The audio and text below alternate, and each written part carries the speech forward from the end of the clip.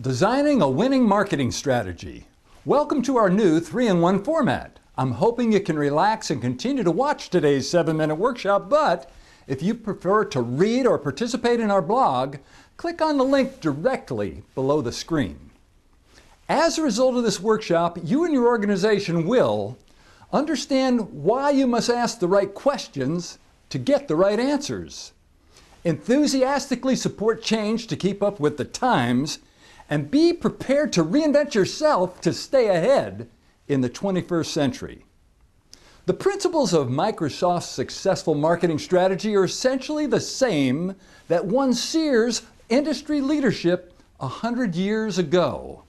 Research by Booz Allen and Hamilton concluded that successful strategies share a set of underlying principles. Everyone talks about marketing strategy, but few people can define it. In organizations everywhere, we can design a winning marketing strategy by asking the right questions, experimenting, and then constantly renewing the thinking process by questioning our previous answers. No matter how good today's strategy is, you must always keep reinventing it. In every industry, there are several positions that a company can occupy. The essence of superior strategy is to choose that one position that your company will claim as its own. Ask, who should you target as customers? What products or services should you offer? How should you do that? Strategy is about finding answers that distinguish the company from its competitors. The most common strategic failure is failure to make clear and explicit choices. Choices about what to sell and what not to sell, how to sell it and how not to sell it, to whom it should be marketed and to whom it should not be marketed. Edward Jones' winning strategy concluded that the firm should sell only to individuals, not to institutional investors, and to sell only long-term products such as large-cap equities and highly rated bonds. In addition, they avoided risky IPOs, options, and commodity futures. They also decided to distribute only through one-person offices in small towns or within a city area that had a true sense of community. Edward Jones made some very clear decisions and difficult choices when they said no to some things and yes to others that would lead them to long-term success. However, we must be mindful that no strategic position remains unique or attractive forever. Through the 60s and the 70s, Xerox was so strong that it rebuffed vigorous assaults on itself that were marketed by Kodak and IBM.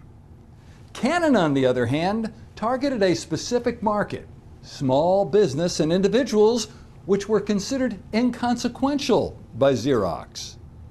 Rather than leasing copiers, Canon chose to sell its machines through a dealer network that created more of a relationship sales atmosphere.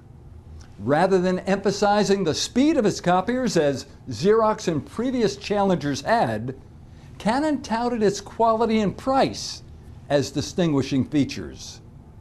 Within 20 years, a Japanese camera company, Canon, became the market leader. In every industry, established companies like Xerox lose their leadership to upstarts like Canon that take newly created strategic positions and market them well. Dell, for example, captured 10% of the global PC market in less than 10 years. Starbucks grew from a chain of 11 stores and sales of 1.3 million in 1987 to 280 stores and 164 million in sales in just 5 years. Although Starbucks is closing some locations today, it still has more than 2,000 stores. The common principle in all of these successful challenges was strategic product, service, and marketing innovation. These companies created new and distinct strategic positions. New combinations of answers to whom, what, and how are emerging all of the time, and market leaders have to keep changing to stay on top. Unfortunately, it's not uncommon for established companies which become entrenched in a strategic position to shift all of their energies to protecting that position, paying scant attention to the strategic innovation and marketing of their competitors. Most established companies try to do the same thing better than before through re-engineering, restructuring, or quality control. If you follow that path, it will lead to stagnation and failure.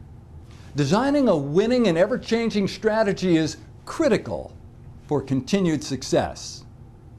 Thanks for viewing, and special thanks to Charlotte-based Episode 11 for filming and VBiz Mail for delivering this workshop to you. No one has an exclusive on good ideas, so we hope that you will share yours with us and tell us what you think.